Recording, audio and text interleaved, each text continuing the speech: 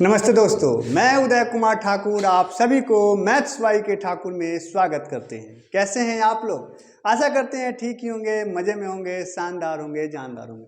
तो दोस्तों, जैसा कि अभी आप लोग जान रहे हैं कि अभी जो है हम लोग बिहार पुलिस कांस्टेबल का जो है प्रैक्टिस सेट कर रहे हैं, और जो लोग बिहार दरोगा की तैयारी कर रहे हैं उनके लिए भी जो है ये वीडियो बहुत ही हेल्पफुल होने वाला है। तो प्लीज़ एक बार वीडियो को शेयर कर दीजिए, और जो लोग आज मेरे चैनल पे नए हैं वो चैनल को जो है सब्सक्राइब करके बेल आइकन को दबा लीजिए। तो चलिए बिना टाइम गवाए हुए जो है हम लोग शुरू करते हैं। तो इसमें मैं बता दूं कि इसमें जो है आज का टेस्ट सीरीज 8 है, और इसमें जो है कुल 10 क्वेश्चन मैथ का जो है प्रैक्टिस सेट करवाते हैं। मतलब 10 क्वेश्चन जो है प्रैक्टिस करवाएंगे, जो बहुत ही हर क्वेश्चन हर टाइप के रहेंगे और बहुत ही मजा आने वाला है। यानी 10 क्वेश्चन से आप लगभग 20 कॉन्सेप्ट सीख करके जाएंगे। ठीक है मेरे दोस्त, तो प्लीज़ जो है वीडियो में शुरू से लेकर के अंत तक बने रहेंगे। तो चलिए वीडियो को शुरू करते हैं। तो जैसा कि आप लोगों को पहला क्वेश्चन दिख रहा होगा कि एक दुकानदार जो है ₹1.40 के प्रति अंडे के हिसाब से 40 दर्जन अंडा खरीदा, और 80 अंडा जो है परिवहन में टूट गया। मतलब 80 अंडा जो है लाने में टूट गया। उसके बाद जो शेष अंडा बचा उसको जो है क्या किया गया कि 1.60 यानी कि ₹1.60 के हिसाब से बेचा गया। तो उसका लाभ या हानि प्रतिशत क्या होगा, 100 निकालना है। ठीक है, और इसमें मैं ऑप्शन नहीं दे पाया हूँ। ठीक है ना, चलिए कोई बात नहीं। देखिए क्वेश्चन देखिए, तो अगर हम यहाँ से सीपी निकालने की बात करें, क्रय मूल्य, तो क्रय मूल्य क्या हो जाएगा मेरे दोस्त, एक अंडा का दाम है ₹1.40। ठीक है, और कितने अंडा है, तो 40 दर्जन है, एक दर्जन में होता है 12। तो ये जो निकल के आएगा सो ये हमारा पूरा क्रय मूल्य हो गया। चलिए गुना कर लेते हैं। तो गुना जब करेंगे तो कितना हो जाएगा, ये 12 × 48, और 48 में 14 से कीजिए। 48 में कितना से गुना करना है, 14 से। 8 × 32 के 2 हासिल 3, 4 × 16 3 19, ये 4, ये 8, ये हो गया 2 9 8 17 हासिल 1, 4 1 5 1 6, 672 आ गया। कितना आ गया, 672। हमने गुना कैसे किया समझिएगा, 12 × 48, 48 में 14 से किया है। ठीक है ना, 48 में 14 से, ये एक लड्डू नहीं किए। तो ये हम ये लड्डू को जोड़ा ही नहीं है। अगर जोड़ोगे तो 1 2, नहीं जोड़ोगे तो नहीं दो। तो जब दोगे तो दशमलव के बाद कितने अंक, 2 अंक। तो यहाँ 2 अंक के बाद जब दशमलव बैठाओगे तो यहाँ से हमें पता चल गया कि टोटल क्रय मूल्य जो है हमको कितना है, ₹672 है। ठीक है, समझ गए बात को। अब देखिए टोटल अंडा कितना है, 40 दर्जन अंडा है। 40 दर्जन अंडा, और एक दर्जन में 12 होता है, तो 12 × 48 यानी 480 पीस अंडा है। ठीक है, समझ रहे हैं इस बात को। टोटल अंडा कितना, 480 पीस। लेकिन 80 अंडा तो टूट गया। तो भाई साहब जब 80 अंडा टूट गया तब बचा कितना, 400। तो अब 400 ही अंडा बचा हुआ है। तो एसपी बराबर जो है ₹1.60 बेचा गया। कितना अंडा को, 400 अंडा को। ठीक है, यहाँ से जब हम गुना करेंगे तो ये हो जाएगा मेरा 6 × 24 के 4 हासिल 2, है ना, यानी 16 × 64। ठीक है, 16 × 64। एक लड्डू, 2 लड्डू, 3 लड्डू है तो 3 लड्डू इस पर दे दीजिए। 2 अंक के बाद दशमलव है तो 2 अंक के बाद दशमलव दे दीजिए, यानी कि ₹640। देखो भाई साहब, आपने टोटल अंडा खरीदा कितना में, 672 में, बेच के कितना प्राप्त कर रहे हो, ₹640। आप बताओ लाभ हुआ कि हानि हुआ? अरे भाई साहब, कोई भी बोलेगा कि भाई साहब क्या हुआ, तो हानि हुआ। तो हानि हुआ तो कितने की हानि हो गया, तो ₹32 की हानि हो गया। ₹32 की हानि हो गया किसके, तो लाभ हानि की गणना हमेशा क्रय मूल्य पर किया जाता है। तो 672 गुने 100 गुने 100। तो जब इसको काटेंगे, क्या ये 16 से कटेगा, 16 × 64 है ना, 3 बचेगा, वर्ग कटेगा। 16 × 64, 3 बचेगा, 16 दूना 32 है, ये 16 दूना 32, 2 से 21 दूना 42। अब कटेगा नहीं, तो ये 100/21 हो गया। ठीक है ना, 21 × 4 = 84, 21 बचे तो ज़्यादा हो जाएगा। तो 21 × 4 = 84 है ना, ये 16/21। तो 4.16/21% की हानि हो जाएगी। 4.16/21% की हानि हो जाएगी। तो उम्मीद करते हैं कि समझ में आ गया होगा। ये हो क्या रहा है, हानि हो रहा है। ठीक है ना, क्योंकि आप ज़्यादा में खरीद के कम में बेच रहे हो। अगला क्वेश्चन देखिए, बहुत ही मज़ेदार क्वेश्चन है कि कहता है कि किसी बिलियन में अम्ल और पानी का अनुपात 4:5 है। यदि उस बिलियन में से जो है 20% बिलियन को पानी द्वारा प्रतिस्थापित कर दिया जाए, मतलब 20% बिलियन हटा के उसके जगह पर क्या मिला दिया जाए, पानी मिला दिया जाए, तो बिलियन में जो है अम्ल और पानी का अनुपात क्या होगा। बहुत ही मज़ेदार क्वेश्चन। देखिए आखिरकार अम्ल और पानी का अनुपात है कितना, आप कहोगे 4:5। अगर अनुपात को आप जोड़ते हो तो कितना होता है, 4 5 9, यानी 9:बिलियन है। देखो अब क्या है कि दशमलव से बचने के लिए 9 का ही कोई फैक्टर जो है, आप मान लो कि टोटल मेरा बिलियन है, तो 9 के फैक्टर जो है हम कितना, 9 × 10 = 90 मान लेते हैं। मेरा बिलियन जो है, बिलियन हमने कितना मान लिया, बिलियन हो गया मेरा 90। ठीक है, समझ रहे हैं। जब 20% इसमें से बिलियन हटाया जाएगा तो 90 का 10% होता है 9, 20% होगा 18। ठीक है ना, 90 का भाई साहब 20% निकालने आता है ना, 20/100 करोगे, 20×25 100, इस प्रकार 18×5 90। तो 20% हटाने के बाद जो है, 20% हटाने के बाद इसमें से हटाने के बाद जो है 90 का 20% हो जाएगा 18। तो 90 में से 18 जब माइनस होगा तो कितना हो जाएगा, 72। तो अब 72 लीटर बिलियन बचा हुआ है। अच्छा, बिलियन हटाए हैं तो बिलियन का अभी भी जो परसेंटेज है तो 4:5 ही है, तो यानी कि 9 ही है। तो अगर 9 अनुपात के मान 72 है ना, इधर समझिएगा, अगर 9 अनुपात के मान 72 है तो 1 अनुपात के मान 9 × 72 8 आ गया, 1 अनुपात के मान 8। इसका मतलब है कि 4 अनुपात के मान 8 × 4 यानी कि 32, और 5 अनुपात के मान तो 8 × 5 यानी कि 40। सब कुछ मक्खन की तरह क्लियर हो रहा है। यानी कि ये हुआ कि अगर जो है अम्ल 32 है तो पानी क्या है, 40 है। बात समझिएगा, अम्ल 32 है तो पानी क्या है, 40 है। ये अभी प्रेजेंट का जो हमने माना है उस हिसाब से जो है पानी, अम्ल और पानी का अनुपात हो गया। अब देखिए, बिलियन को निकाल करके क्या मिला दिया गया, पानी, यानी बिलियन पहले 90 था, निकालने के बाद कितना बचा, 72, यानी बिलियन निकला कितना, 18 लीटर। अब क्या डाल दिया गया, पानी, तो बस 18 जोड़ दीजिए, तो 32 बिलियन। अब मतलब ये तो जैसो के तैसो है। कहने का अर्थ है कि जो अम्ल है वो तो 32 के 32 ही है, लेकिन ये कितना हो जाएगा, 40 से 18 58 कटेगा, 16 दूना 32, 29 दूना 58। तो 16:29 जो है इस क्वेश्चन का बिल्कुल सही जवाब हो जाएगा, जो कि है ऑप्शन नंबर ए। तो उम्मीद करते हैं कि समझ में आ गया होगा। चलिए चलते हैं नेक्स्ट क्वेश्चन की तरफ। हाँ तो दोस्तों देखिएगा, तीसरा क्वेश्चन है, बहुत ही मजेदार क्वेश्चन। कहता है किसी सर्वेक्षण में यह पाया गया कि किसी निर्वाचन क्षेत्र में 55% मतदाता पुरुष है। देखिए, ये मेन हो गया और ये ओमेन हो गया। तो 55% अगर पुरुष है तो 45% ओमेन हुआ, और शेष महिलाएं हैं। 40% पुरुष जो है मतदाता शिक्षित है। अच्छा, 55 का 40% कितना होगा, देखिए 55 का 10% होगा 5.5, तो 20% हो गया 11, 40% होगा 22। 55 का जो है 40% आप निकालोगे, 40% का मतलब होता है कि 2/5, 2/5, ये 5 से 11 25 55, 11 दूना 22, यानी कि 55 गो में से 22 गो पुरुष जो है शिक्षित है। अब हम शिक्षित की संख्या निकालें, शिक्षित, ठीक है ना, तो कितने हो गए शिक्षित, 22 गो पुरुष शिक्षित हो गए। और 33.1/3, 33.1/3% महिला मतदाता अशिक्षित है, लेकिन हमसे शिक्षित पूछा था इसलिए हम शिक्षित को ही लेंगे। तो अगर इतना अशिक्षित है तो 66.2/3 जो है शिक्षित होगा, और 66.2/3% का मतलब होता है 2/3, 2/3। तो अगर आप 45 का जो है 2/3 निकालेंगे तो ये 15 या 45, 15 दूना 30, यानी 30 गो जो है महिला जो है पढ़ी लिखी है। तो कहता है कितना प्रतिशत मतदाता शिक्षित है। क्योंकि सब हम 100 मान के ही चले हैं, मतलब 100 मान के ही चले हैं, तो ये जितना जोड़ करके आएगा उतना प्रतिशत हो जाएगा। तो 30 अब 22 कितना हो जाएगा, 52। इसका मतलब ये हुआ कि 52% जो है, 52% मतदाता जो है शिक्षित है, जो कि है ऑप्शन नंबर सी। तो उम्मीद करते हैं कि समझ गए होंगे। ये डायरेक्ट जोड़ के आया तो इसको परसेंटेज क्यों मान लिए, क्योंकि हमने संख्या जो है मेन, मतलब पुरुष और महिला के संख्या 100 मान के चले थे, मतदाता को 100 माने थे, तो इसलिए जो डायरेक्ट जो निकल के आया तो परसेंटेज का मतलब 100 से ही होता है। तो ये 52% हमारा आंसर हो गया। उम्मीद करते हैं कि समझ में आ गया होगा। अगला क्वेश्चन देखिए, चौथा क्वेश्चन कहता है कि एक वस्तु का अंकित मूल्य 1000 रुपया है। ठीक है जी, 2 क्रमिक छूट देने के बाद इसे 600 रुपये में बेचा गया। चलिए ये भी ठीक है। यदि पहली छूट X% है, देखिए X% छूट देने का मतलब है कि अगर X का सामान है तो छूट देने के बाद उसको Y में बेचा गया होगा, मालूम नहीं है तो हमने XY मान लिया। दूसरा छूट जो है 25% होता है। अब 25% का आपको फ्रैक्शन मालूम होना चाहिए, 25 का होता है 1/4, यानी 4 रुपया का सामान में 1 रुपया का छूट देकर आप कितना में बेचेंगे, 3 में बेचेंगे। तो अंकित मूल्य था कितना, 1000, और अब कितना हम बिक रहा है, कितना है 600। ये 2 लड्डू से 2 लड्डू, ठीक है, 2 लड्डू से 2 लड्डू।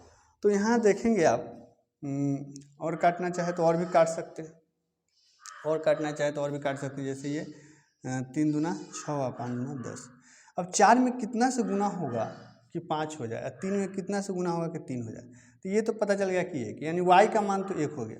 और इसमें तो 5/4, x का मान हो गया 5/4, 4 में 5/4 से गुना करोगे तो 5 आएगा।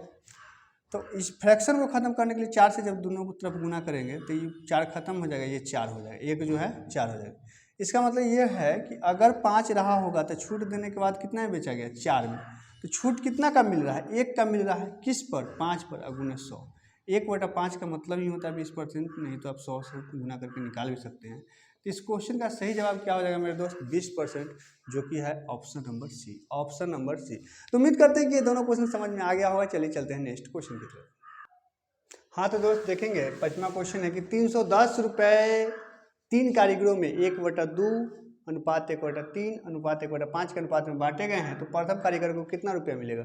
सबसे पहले इसको सिंपल सामान्य अनुपात में आपको बदलना होगा, जो फ्रैक्शन है इसको खत्म करना होगा। फ्रैक्शन खत्म करने का क्या तरीका है, ये नीचे वाले सबका एलसीएम सोचिए, 2, 3, 5 का एलसीएम कितना होगा, 2, 3, 6, 6, 5, 30, 30 से सब में गुना कर दी, है ना। तो ये मान लीजिए कि फर्स्ट कारीगर है, सेकेंड कारीगर है, थर्ड कारीगर, 1/2, 1/3 और 1/5, 2, 3, 5 का एलसीएम 30 आया, इसलिए हम सब में 30 से गुना करेंगे। कितना से गुना करेंगे, 30 से गुना करेंगे। तो ये 15 दूना 30, ये 10 तिया 30, ये 5 छक 30, यानी यहाँ से हमने देखा कि 15:10:6 आ गया, 15:10:6, और यही तीनों कारीगर का अनुपात हो गया।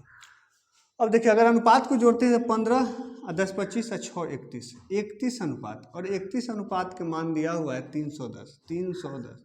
यहाँ से आपको पता चलेगा कि 1 अनुपात का मान आ गया 10, 1 अनुपात का मान आ गया 10। तो हमसे किसका पूछा, प्रथम कारीगर का। प्रथम कारीगर कितना है, 15।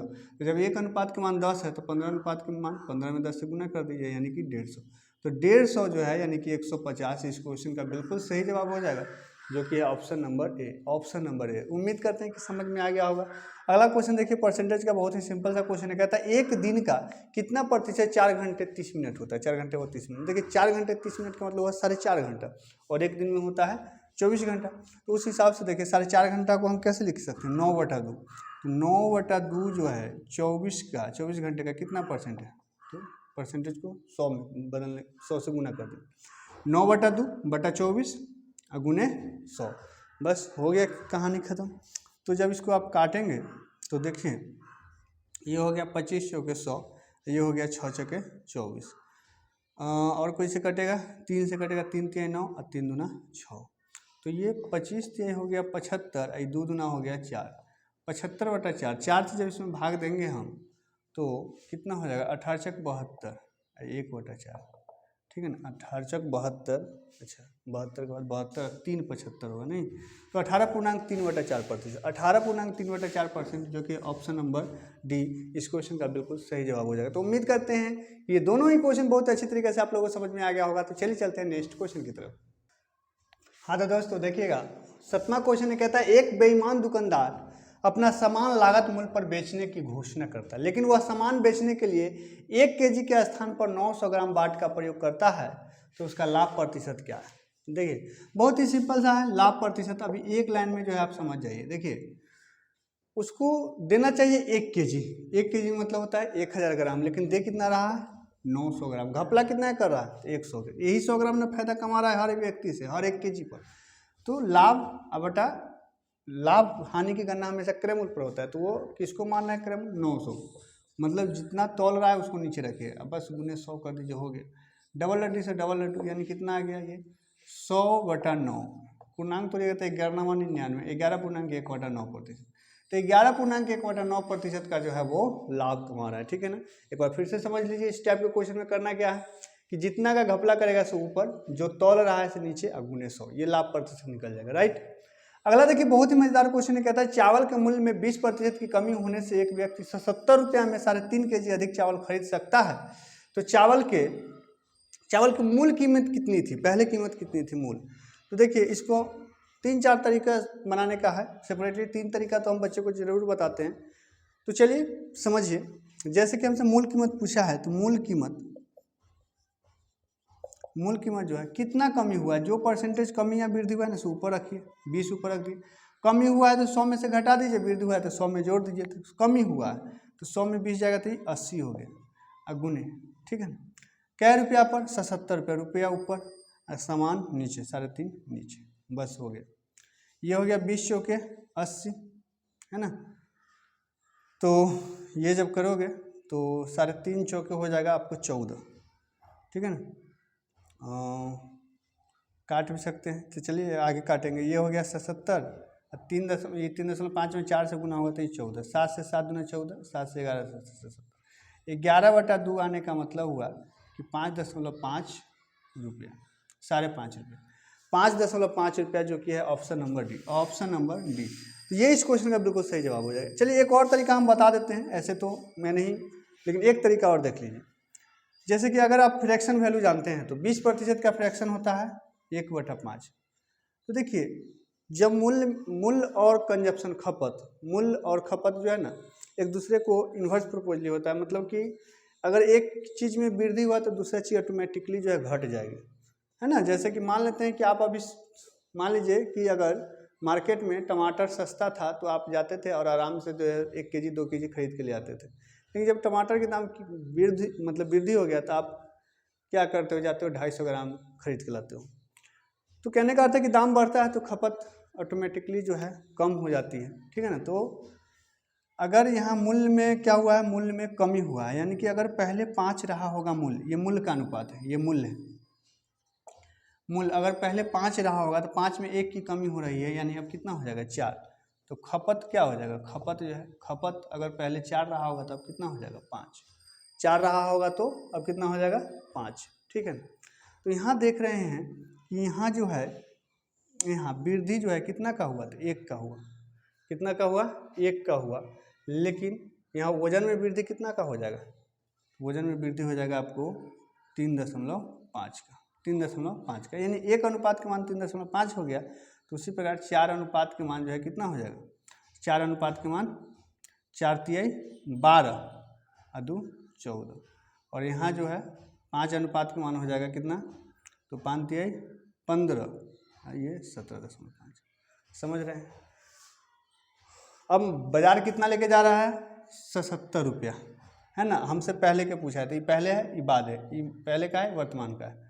तो अब 77 रुपया लेके गया और सामान जो है मतलब कितना हो गया वजन में 14। तो इसको जब काटोगे तो ये 7 से 7 दूना 14 और 7 से 11 7 77, 11/2, 11/2 का मतलब 5.5। तो इस हिसाब से भी आप बना सकते हैं। वही अगर वर्तमान के पूछेगा तो 77 में आपको 17.5 से भाग दे देना है। तो उम्मीद करते हैं कि समझ में आया होगा। हम तो कहते हैं कि ये याद रखो, ये भी जो है आप एकदम सेकंडों में बना लोगे। जो कमी या वृद्धि हुआ से ऊपर, कमी हुआ तो घटा दीजिए, वृद्धि हुआ तो जोड़ दीजिए, और उसके बाद रुपया ऊपर और सामान नीचे कर दीजिए बस। लेकिन हाँ ये आएगा मूल। अगर इसी में वर्तमान पूछे तो जो जितना निकल के आया है उसको, जैसे 20% की कमी हो रहा है, 20% की कमी यानी 80% निकाल दीजिए। तो उम्मीद करते हैं कि दोनों क्वेश्चन समझ में आ गया होगा। चलिए चलते हैं नेक्स्ट क्वेश्चन की तरफ। हाँ तो दोस्तों देखिए 9वां क्वेश्चन है, कहता है कि निम्न में से कौन सा प्राकृत संख्या का वर्ग नहीं हो सकता। वर्ग नहीं हो सकता। देखिए वर्ग और वर्गमूल आप लोगों ने कहीं पढ़ा होगा, तो एक चीज जरूर पढ़े होंगे कि किसी भी वर्ग संख्या का, चाहे कोई संख्या का वर्ग हो, किसी भी वर्ग का जो है इकाई अंक जो है, इकाई अंक 2, 3, 7, 8 नहीं हो सकता है। किसी भी पूर्ण वर्ग संख्या का इकाई अंक 2, 3, 7, 8 नहीं हो सकता है। और साथ ही साथ फूट संख्या में यानी विषम संख्या में 0 भी नहीं हो सकता है। जैसे 1 0, 3 0, 5 0, इस प्रकार से लास्ट में 0 भी नहीं हो सकता है। ठीक है मेरे दोस्त। तो यहाँ देखिए अब हम सबको किसी का भी वर्गमूल निकालने की जरूरत नहीं है। यहाँ देखिए इकाई अंक खाली फोकस करेंगे। यहाँ 9 है और ये देखिए 2 है, 2 आ गया, और 2 किसी भी पूर्ण वर्ग संख्या का इकाई अंक हो ही नहीं सकता है। इसलिए इसका सही जवाब क्या हो गया, बी। अगर ये बात आप जानते हैं तो बताइए कितना समय लगेगा। बस आपको 1 सेकंड जो क्लिक करने में समय लगेगी वही, या घसने में जो समय लगा वो। अगला देखिए कि एक नियोक्ता अपने कर्मचारियों की संख्या 9:8 के अनुपात में घटा लेता है। यानी कि अगर उसका कर्मचारी पहले 9 था ना, तो अब कितना कर लिया, 8 कर लिया। ठीक है जी, घटाता है और उसका वेतन जो है 14:15 के अनुपात में बढ़ा लेता है। यानी पहले 14 रुपया देता था तो अब कितना दे रहा है, वेतन बढ़ा दिया। कर्मचारी घटा दिया लेकिन वेतन बढ़ा दिया। कुल वेतन बिल की राशि में अंतर मूलतः रुपये 1890 थी, जो परिवर्तन के बाद अब क्या होगी। देखिए बात समझिएगा, कर्मचारियों की संख्या, कर्मचारियों की संख्या का अनुपात जो है कितना था, पहले 9 था तो अब कितना हो गया, 8 हो गया। और इसका वेतन, कर्मचारियों का वेतन पहले कितना था 14, तो अब कितना हो गया 15। ठीक है, बात समझिए। तो 14 नामा है ना, 14 नामा कितना होता है, तो 14 नामा हो गया 126। यानी पहले अगर कर्मचारी और वेतन के कुल ये सब हम अनुपात में निकाले 126 यूनिट था, तो अब जो है कितना लग रहा है 15 अठे 120। यानी अंतर देखिए तो अंतर 6 यूनिट का हो रहा है। अंतर कितने यूनिट का हो रहा है, 6 यूनिट का हो रहा है। अंतर जो है 6 यूनिट का हो रहा है। ठीक है, तो अब हमसे क्या पूछा जा रहा है, कहता है कि कुल वेतन बिल की राशि में अंतर जो है, अंतर पूछ रहा है, कुल वेतन बिल की राशि में अंतर जो मूलतः इतना था, मूलतः कितना था, मूलतः था 1890 रुपये, यानी कि मूलतः भी तो 126 है, तो 126 यूनिट का मान दे दिया, कितना 1890। तो कितना होगा, कैसे जाएगा ये कितना यूनिट जाएगा, 1260 और 630, 1890, 15 से चला जाएगा, यानी 1 यूनिट का मान हो गया 15, 1 यूनिट का मान हो गया 15। तो यहाँ अंतर 6 है, अंतर ही पूछ रहा था, 6 यूनिट का मान कितना हो जाएगा, 15 गुना कर दीजिए, यानी 15 छक्का 90, 15 छक्के 90। तो 90 जो इस क्वेश्चन का बिल्कुल सही जवाब हो जाएगा, जो कि है option number D, option number D. तो उम्मीद करते हैं कि समझ में आया होगा, दोनों ही क्वेश्चन समझ में आ गया होगा। तो ये था आपका आज के वीडियो का लास्ट क्वेश्चन। उम्मीद करते हैं कि ये सेशन अच्छा लगा होगा, आप लोगों के लिए बहुत हेल्पफुल रहा होगा। तो अगर वीडियो अच्छा लगा है तो प्लीज़ वीडियो को लाइक कर दीजिए, शेयर कर दीजिए, और अभी तक आपने मेरे चैनल को सब्सक्राइब नहीं किए हैं तो सबसे पहले चैनल को सब्सक्राइब कर दीजिए। ठीक है मेरे दोस्त, जैसे कि, और हाँ, बेल आइकन दबाना बिल्कुल ना भूलिए, जिससे कि हर वीडियो का नोटिफिकेशन आप तक पहुँचते रहे। तो मिलते हैं एक नए वीडियो में, तब तक के लिए जय हिंद।